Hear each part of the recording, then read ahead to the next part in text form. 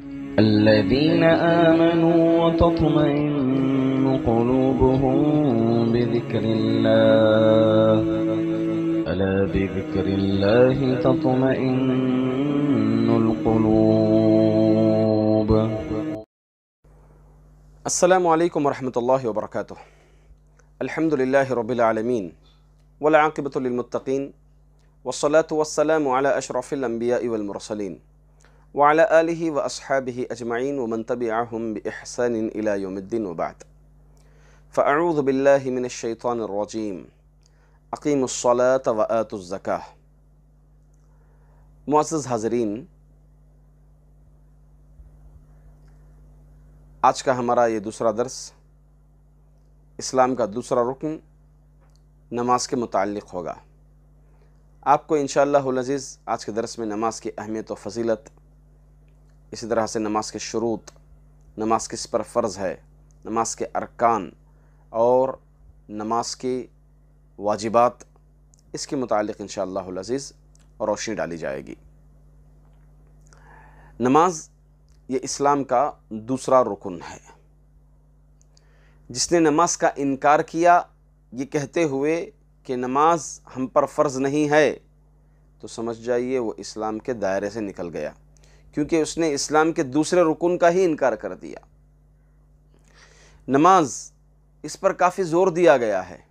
نبی اکرم صلی اللہ علیہ وسلم اپنی وفات سے قبل مرض الموت میں تھے. آپ 3 دفعہ آپ اپنی انگلی سے اشارہ کر کے کہا الصلاۃ الصلاۃ الصلاۃ، نماز نماز نماز، کہ تم نماز قائم کرو، نماز قائم کرو. یہاں پر اگر آپ حدیث میں دیکھیں گے بنی الاسلام علی 5، شہادت اللہ الہ الا اللہ و اقام الصلاۃ، نماز پڑھنے کا نہیں کہا گیا بلکہ نماز کو قائم کرنا. نماز پڑھنا کیا ہے؟ جیسے کہ آج کل کے نمازی ہیں کئی لوگ، کچھ لوگ ایسے ہیں جو عید میں سال میں 1 دفعہ نماز پڑھتے ہیں، کچھ لوگ ایسے ہیں جو جمعہ کبھی نماز پڑھ لیے، کچھ لوگ ایسے ہیں تو ہفتے میں 1 مرتبہ 1 جمعہ پڑھتے ہیں، کچھ لوگ ایسے ہیں کہ جمعہ کے ساتھ کبھی کبھی کچھ نمازیں پڑھ لیے، کبھی مغرب پڑھ لیے، فرصت مل گئی فری ہیں چلو پڑھ لیے. کچھ لوگ ایسے ہیں 2-3 نمازوں کا اہتمام کرتے ہیں، کچھ لوگ ایسے ہیں جو 4 نمازیں پڑھتے ہیں، بہت ہی کم ایسے لوگ ہیں جو 5 نمازوں کی پابندی کرتے ہیں. تو یہاں پر نماز پڑھنا تو ہفتے میں 1 بار بھی پڑھا جاتا ہے، نماز پڑھنا نہیں کہا گیا، نماز کو قائم کرنا. نماز کو قائم کرنے کا مطلب کیا ہے؟ اس کے اوقات کے ساتھ، اس کی ٹائمنگ کے ساتھ، اس کے سنن پر عمل کرتے ہوئے، اس کے شروط کو اپناتے ہوئے وقت پر نماز ادا کرنے کو نماز قائم کرنا کہا جاتا ہے. اسی لیے اللہ کے رسول صلی اللہ علیہ وسلم نے کہا نماز قائم کرو، اور قرآن کریم میں بھی اللہ تعالیٰ اقیم الصلاۃ، نماز قائم کرو مقامات پر، بے شمار مقامات پر اللہ تعالیٰ ذکر کیا ہے. تو اس کی بڑی اہمیت ہے. آپ دیکھیں کہ اسلام کے بقیہ ارکان ہو یا اسلام کے احکامات ہو، اللہ تعالیٰ حضرت جبریل کے ذریعے سے دنیا میں نبی کریم صلی اللہ علیہ وسلم پر وحی کی گئی، مگر نماز کے لیے اللہ تعالیٰ معراج کے وقت نبی اکرم صلی اللہ علیہ وسلم کو 7 آسمانوں کے اوپر، 7ویں آسمان پر اللہ کے رسول صلی اللہ علیہ وسلم کو بلا کر کے وہاں پر آپ نے نماز کو فرض کیا. اسے معلوم ہوتا ہے کہ نماز کا تحفہ نبی کریم صلی اللہ علیہ وسلم کو اور اس امت کے لیے اللہ تعالیٰ 7ویں آسمان پر دیا. تو اس میں نماز کی بڑی اہمیت معلوم ہوتی ہے، نماز کی بڑی فضیلت معلوم ہوتی ہے. حاضرین، حتیٰ کہ اللہ کے رسول صلی اللہ علیہ وسلم نے یہ تک کہا کہ مومن اور مسلمان، ایمان اور کفر میں فرق کرنے والی چیز نماز ہے. جو آدمی نماز قائم کیا وہ مومن ہے، اور جو آدمی نماز کو ترک کر دیا وہ کافر ہے. حتیٰ کہ ایمان اور کفر کی علامت نماز ہے. حاضرین، اس کی فضیلت کے لیے آپ یہ تک بھی جانیں کہ نبی اکرم صلی اللہ علیہ وسلم نے فرمایا کہ مجھے چھوڑ دو، میں اگر میرا جی چاہے تو میں یہ کام کر بسوں، کر گزروں کہ وہ لوگ جو یہاں پر مسجد میں جماعت چلتی ہو اور وہ سستی کرتے ہوں، جماعت کے لیے وقت پر حاضر نہ ہوتے ہوں، میں ان کے گھروں کو جلا دوں۔ نبی اکرم صلی اللہ علیہ وسلم نے نہیں جلایا۔ کیوں نہیں جلایا؟ کیونکہ اس گھر میں خواتین بھی ہوتے تھے، بچے بھی ہوتے تھے جن پر نماز فرض نہیں ہے۔ خواتین پر باجماعت مسجد کو آ کر کے نماز پڑھنا فرض تو نہیں تھا، البتہ اللہ کے رسول صلی اللہ علیہ وسلم شاید اس لیے نہ جلایا ہوں۔ علماء لکھتے ہیں تو اس میں جب جماعت کو چھوڑ کر کے نماز پڑھنے کی اتنی وعید ہے تو نماز ہی کو چھوڑنے کی کتنی بڑی وعید ہوگی۔ اللہ اکبر۔ ایک مسلمان ہوتے ہوئے، ایک مومن ہوتے ہوئے اس کی اہمیت کو سمجھنا چاہیے، اس کی فضیلت کو سمجھنا چاہیے، اور اس کو ادا نہ کرنے کا انجام کیا ہوگا اس کو ہم تمام لوگ جاننا چاہیے۔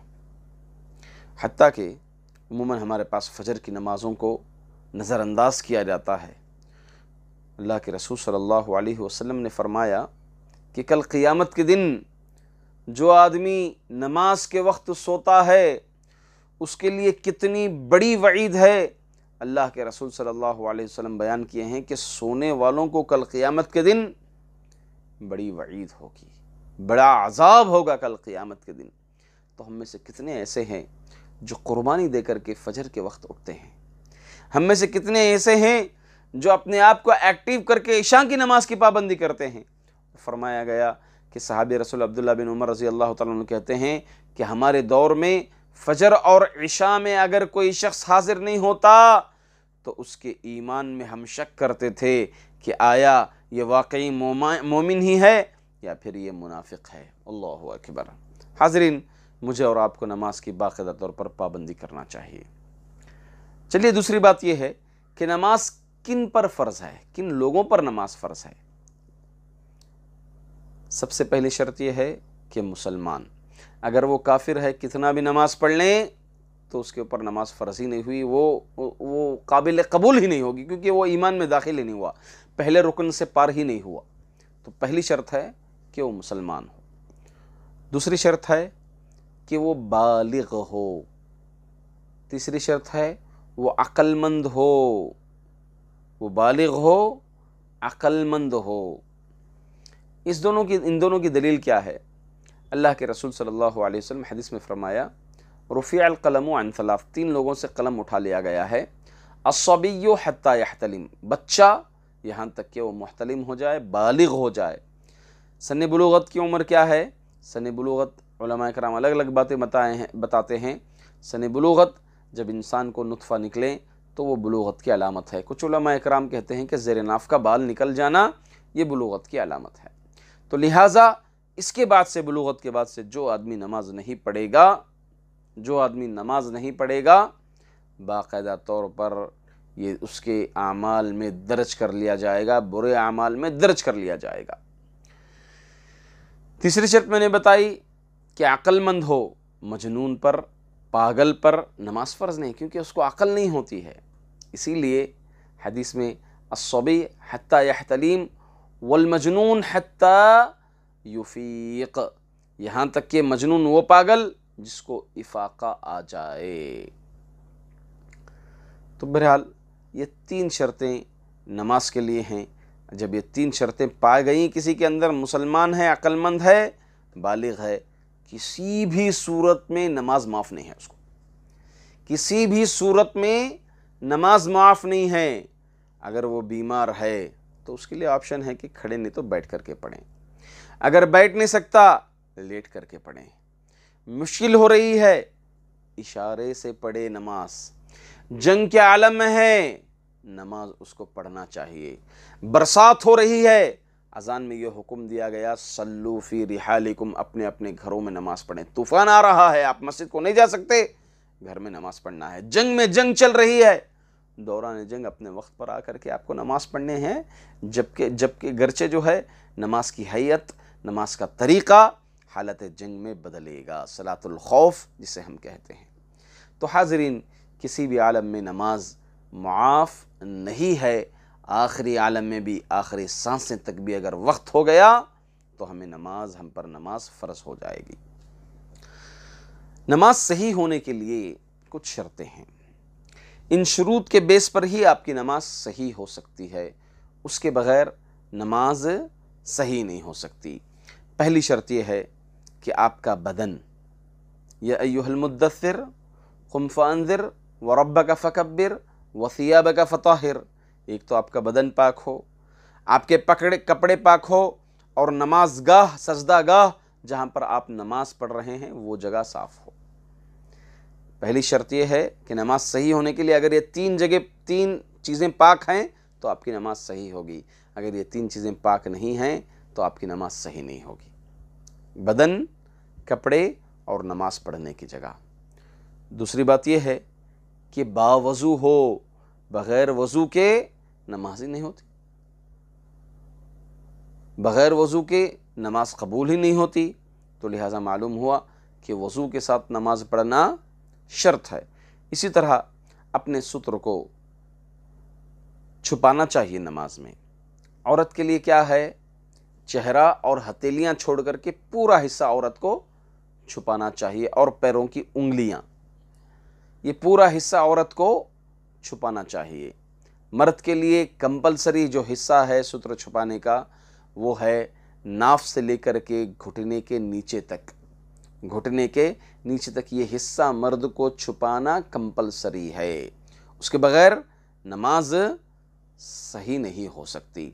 اسی طرح نماز کا وقت ہونا، بغیر وقت کے اگر آپ نماز پڑھ لیے تو وہ نماز قبول ہی نہیں ہوئے گی، کیونکہ اسی لیے کہا گیا اقیم الصلاۃ لدلوک الشمس الی غسق اللیل وقرآن الفجر، کہا گیا کہ الصلاۃ علی وقت، یہ حدیث میں کہا گیا کہ وقت پر نماز پڑھنا۔ اگر کوئی یہ کہے کہ مجھے ابھی نیند آ رہی ہے، مثال کے طور پر 9 بج رہے ہیں صبح کے، مجھے نیند آ جائے گی، میں بعد میں مصروف ہو جاؤں گا، لہٰذا میں نماز جو ہے ابھی پڑھ لوں گا، تو ہرگز بہرگز جائز نہیں ہوگی۔ ہاں البتہ وہ سفر پر ہے تو ایسی صورت میں ظہر عصر ملا کر پڑھ سکتا ہے، جمع کر سکتا ہے، جیسے ظہر کے وقت وہ سفر پر نکل رہا ہے، سفر میں ہے تو اسی وقت عصر پڑھ لیا۔ اسی طرح سے مغرب اور عشاء کو دونوں کو ایک ساتھ جمع کرنے کی چھوٹ دی گئی ہے، ظہر کے وقت سے لے کر کے عصر کے وقت تک ظہر اور عصر جمع کر سکتے ہیں، مغرب کے وقت سے لے کر کے عشاء کے وقت تک مغرب اور عشاء جمع کرنے کی اجازت شریعت میں دی گئی ہے، وہ بھی اہل الاعذار جو سفر پر ہو ایسے آدمی کے لیے۔ اسی طرح سے اگر برسات آ گئی تو مسجد میں مغرب اور عشاء جمع کرنے کی اجازت دی گئی ہے شریعت میں، یہ بھی اس سے بھی ثابت ہو سکتا ہے۔ اسی طرح سے قبلہ رخ ہونا، اگر کوئی قبلے کی طرف رخ ہی نہیں ہوئے بغیر صحیح قبلہ ہی اختیار نہیں کیا، غلط جگہ پر کھڑے ہو کر کے اپنی نماز پڑھ رہا ہے تو اس کی نماز بھی درست نہیں ہوگی۔ ہاں اگر لا علمی کے طور پر سمجھ گیا کہ یہ قبلہ ہے، ہاں غلط قبلے کی جو ہے اختیار کر کے اجتہاد کیا، سمجھ میں یہ آ رہا ہے کہ یہ قبلہ ہے جبکہ جو ہے قبلہ دوسری جانب ہوگا، تو ایسی صورت میں اگر اس کو درمیان میں دوران نماز یاد آ گیا تو نماز کو اپنی اسی طرح سے قبلے بدل کر کے اپنی باقی نماز کو کنٹینیو کریں، اپنی باقی نماز کو جاری رکھیں، نماز انشاءاللہ العزیز ہو جائے گی۔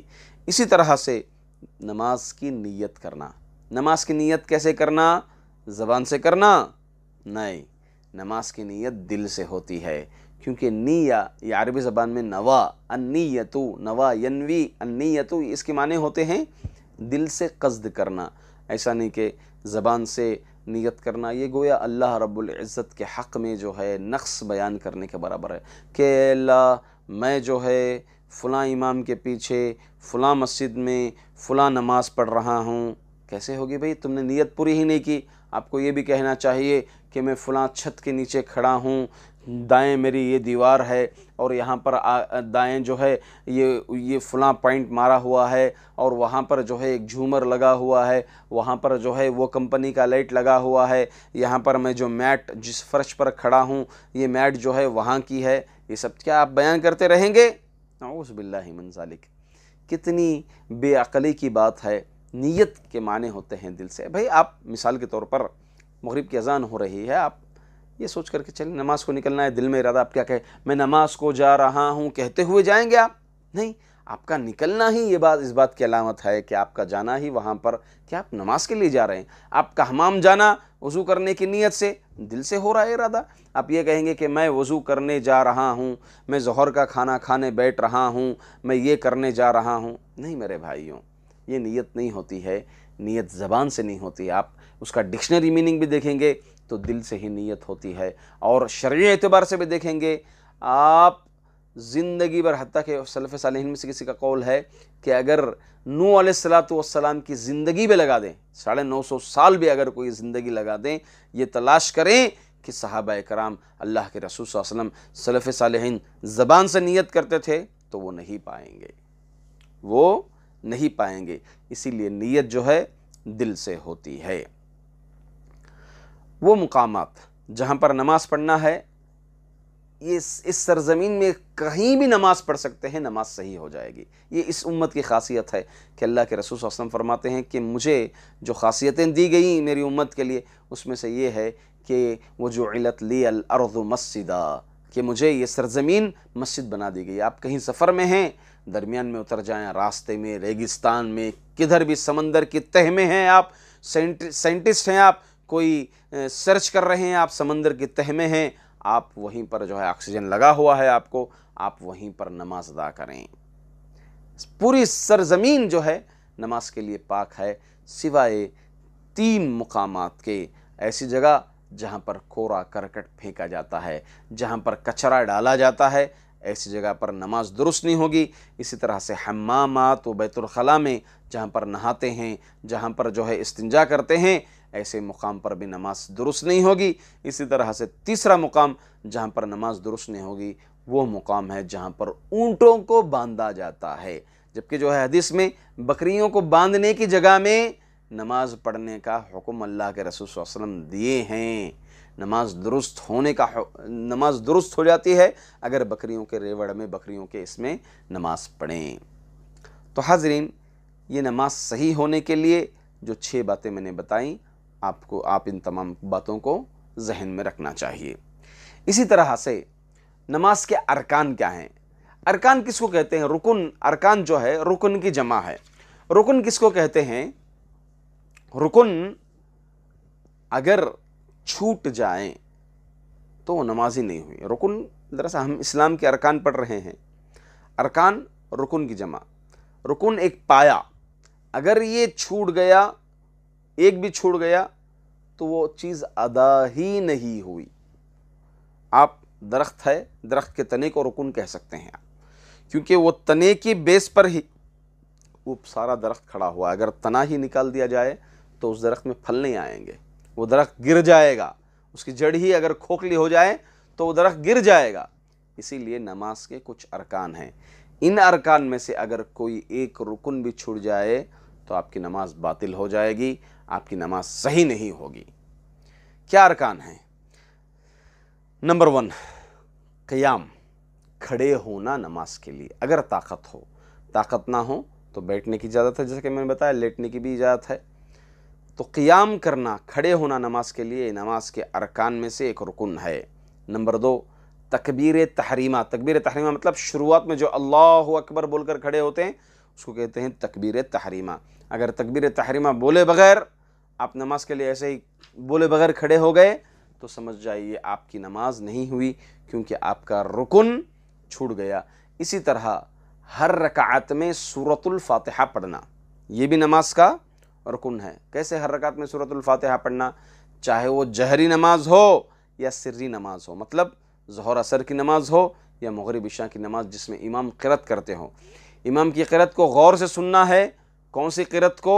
سورۃ الفاتحہ کے علاوہ، کیونکہ اللہ کے رسول صلی اللہ علیہ وسلم نے فرمایا لا صلاة لمن لم يقرأ بفاتحة الکتاب، اس آدمی کی نماز ہی نہیں ہوئی جس نے سورۃ الفاتحہ نہیں پڑھا۔ تو سورۃ الفاتحہ رکن، جس نے سورۃ الفاتحہ کسی رکعت میں نہیں پڑھا اس سے رکعت ہی نہیں ہوئی، اور جس کی رکعت نہیں ہوئی اس کی نماز ہی مکمل نہیں ہوئی۔ اس لیے سورۃ الفاتحہ بھی نماز کا ایک رکن ہے۔ اس کے بعد اسی طرح سے رکوع میں جانا، یہ بھی جو ہے نماز کا ایک رکن ہے۔ اسی طرح سے رکوع سے سر اٹھا کر کے سمیع اللہ لمن حمدہ میں جو کھڑے ہوتے ہیں وہ بھی ایک رکن ہے۔ تو ہو گئے کل 5۔ نمبر 6، 7 اعضاء 7 پارٹس پر سجدہ کرنا، یہ بھی ایک رکن ہے۔ یہ ناک اور پیشانی ایک رکن، ایک حصہ، ایک عضو، اپنے دونوں ہاتھ سجدے میں رکھتے ہیں وہ دوسرا عضو، دونوں گھٹنے جو ٹیکا جاتا ہے تیسرا عضو، اور اسی طرح سے پیر کے تلوے جو نیچے ٹیکا جاتا ہے وہ 2۔ تو کل ملا کر کے 7 اعضاء ہوتے ہیں۔ ان 7 اعضاء پر سجدہ کرنا یہ بھی نماز کا ایک رکن ہے۔ اسی طرح سے سجدے سے سر اٹھانا یہ بھی نماز کا رکن ہے۔ دونوں سجدوں کے درمیان بیٹھنا یہ بھی نماز کا رکن ہے۔ تو اس طرح سے 8 ارکان ہو گئے۔ 9واں رکن آخری تشہد کے لیے بیٹھنا۔ تشہد 2 ہوتے ہیں، مغرب کی نماز میں، ظہر کی نماز میں، عصر کی نماز میں، عشاء کی نماز میں۔ البتہ فجر کے لیے ایک ہی تشہد ہوتا ہے، وہ بھی آخری ہی ہوتا ہے۔ تو آخری تشہد کے لیے بیٹھنا یہ نماز کا ایک رکن ہے۔ اسی طرح اس آخری تشہد میں التحیات پڑھنا یہ بھی نماز کا رکن ہے۔ اسی طرح درود پڑھنا آخری تشہد میں یہ بھی نماز کا ایک رکن ہے۔ پھر 2 سلام پھیرنا یہ بھی نماز کا رکن ہے۔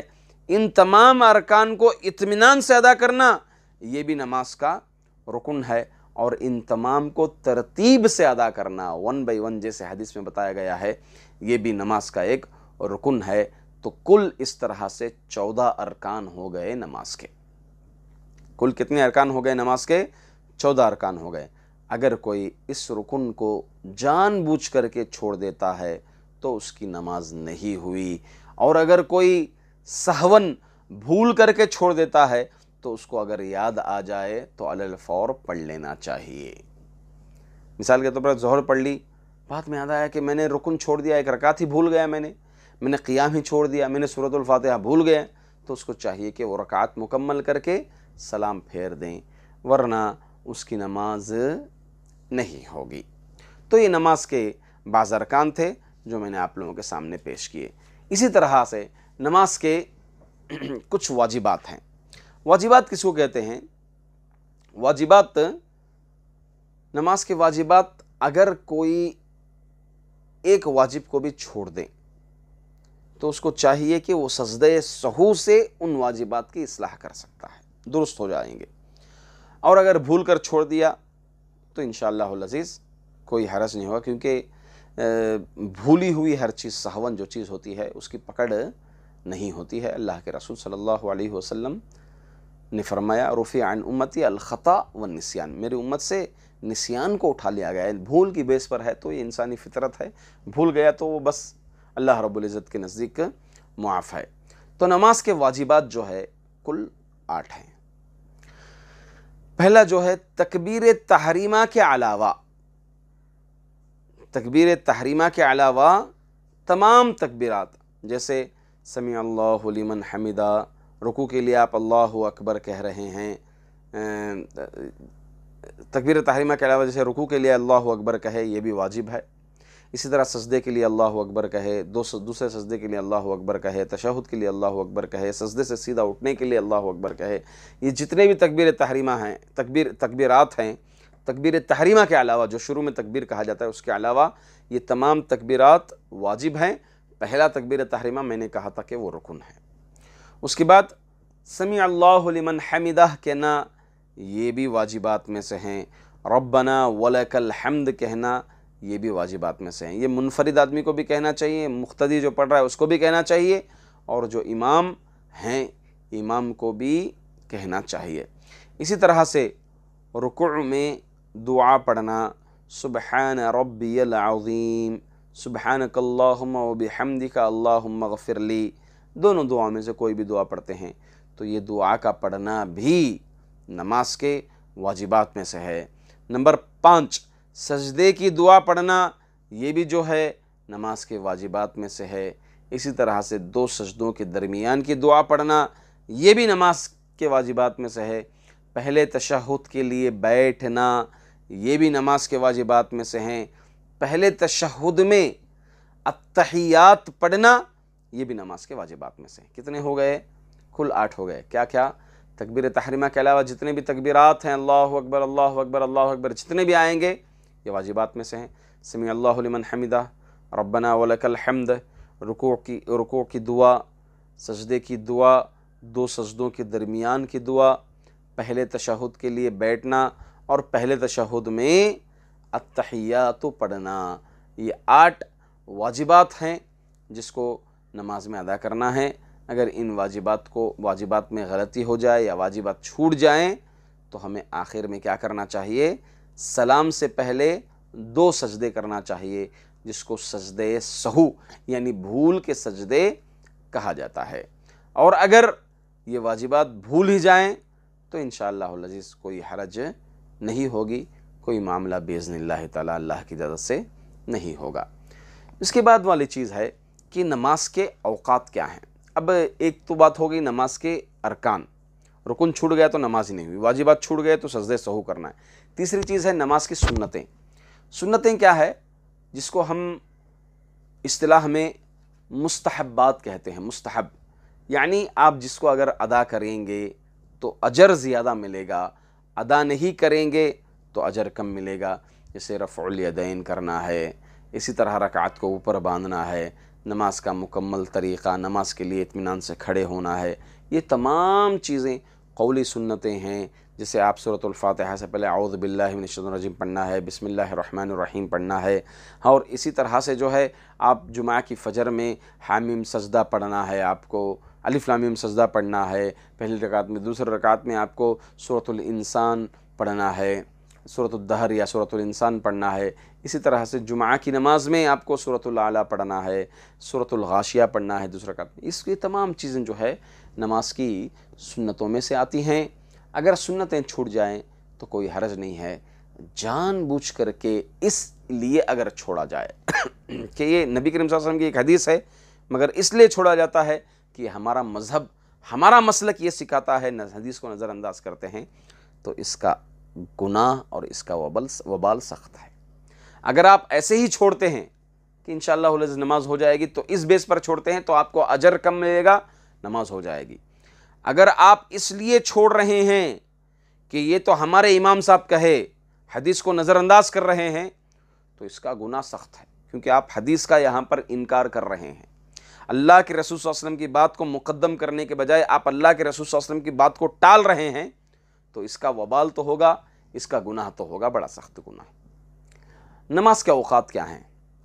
ہم نماز کے اوقات کو یہ سمجھتے ہیں کہ اذان کا وقت جیسے 4 بجے ہے، 5 بجے ہے، 1 بجے ہے ظہر کی اذان، تو یہ ذہن میں رکھتے ہیں ہم۔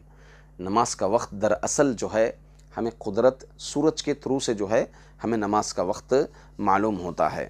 جیسے آپ دیکھ لیں فجر کی نماز کے لیے فجر صادق سے لے کر کے طلوع آفتاب تک، سورج کے طلوع ہونے تک، سن رائز ہونے تک فجر کا وقت ہے۔ فجر صادق شروع ہونے سے طلوع آفتاب تک۔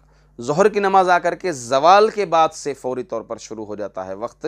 زوال کے بعد سے لے کر کے انسان اگر کھڑے ہو دھوپ میں تو اس کا جو سایہ لیول ہو جاتا ہے، اس کی ہائٹ کے مطابق سایہ ہو جاتا ہے، تو سائے کے برابر ہونے تک ظہر کا نماز یہاں پر ختم ہوتا ہے۔ عصر کی نماز فوری علی الفور سائے کے برابر ہونے کے بعد سے شروع ہو جاتا ہے۔ وہاں سے لے کر کے عصر کی نماز سورج کے زرد ہونے تک، سورج کے زرد یعنی پیلا پن جیسے ہی آ جاتا ہے سورج میں، تو یہاں پر آپ کا عصر کا نماز کا وقت جو غروب آفتاب سے پہلے ہوتا ہے یہاں پر ختم ہو گیا۔ اسی طرح مغرب آ کر کے آفتاب ڈوبنے کے بعد سے، سورج کے ڈوبنے کے بعد سے شفق احمر کہتے ہیں اس کو اردو میں، شفق احمر یعنی یہ ایک طرح کی سرخی جو ختم ہو جاتی ہے، وہ سرخی آ جاتی ہے، سورج غروب ہونے کے بعد ایک سرخی آتی ہے، وہ سرخی ختم ہونے تک مغرب کا وقت ہے۔ پھر اس کے بعد سے سرخی ختم جیسے ہوئی عشاء کا وقت شروع، وہاں سے لے کر کے آدھی رات تک، آپ رات کو یہ سرخی ختم ہونے سے لے کر کے طلوع فجر سے پہلے تک کتنا ٹائم ہے آپ لگا لیں، اس کا نصف ٹائم جو ہے عشاء کی نماز کا ہے۔ آپ آخری وقت تک بھی عشاء کی نماز پڑھ سکتے ہیں۔ نمازوں کو اول وقت پر پڑھنا افضل ہے۔ اللہ کے رسول صلی اللہ علیہ وسلم سے پوچھا گیا ایو الاعمال افضل، کہ اعمال میں سب سے افضل کون سا عمل ہے؟ تو اللہ کے رسول صلی اللہ علیہ وسلم نے کہا کہ اول وقت میں نماز کو اس کے اول وقت میں پڑھنا اچھے اعمال میں سے ہیں اور افضل اعمال میں سے ہیں۔ اور رہی بات نماز عشاء کو تاخیر سے پڑھنا افضل ہے۔ اللہ کے رسول صلی اللہ علیہ وسلم نے کہا لولا ان اشق علی امتی لامرتهم لولا ان اشق علی امتی، اگر میری امت کو مشقت نہیں ہوتی، لتاخرت العشاء، تو میں نماز عشاء کو تاخیر کرتا۔ تو نماز عشاء اگر استطاعت ہو تو تاخیر سے پڑھیں، کوشش کریں کہ آخری سے آخری وقت میں ہماری نماز عشاء ہو۔ اللہ تعالیٰ سے دعا ہے کہ اللہ رب العزت ہم نے جو کچھ سیکھا ہے اس کو حاصل کرنے کی توفیق عطا فرمائے، ان تمام باتوں کو ذہنوں میں بٹھانے کی توفیق عطا فرمائے، ہم تمام کو نماز نبی کریم صلی اللہ علیہ وسلم کے بتائے ہوئے طریقے پر پڑھنے کی توفیق عطا فرمائے، آمین۔ وآخر دعوانا ان الحمد للہ رب العالمین، والسلام علیکم ورحمۃ اللہ وبرکاتہ۔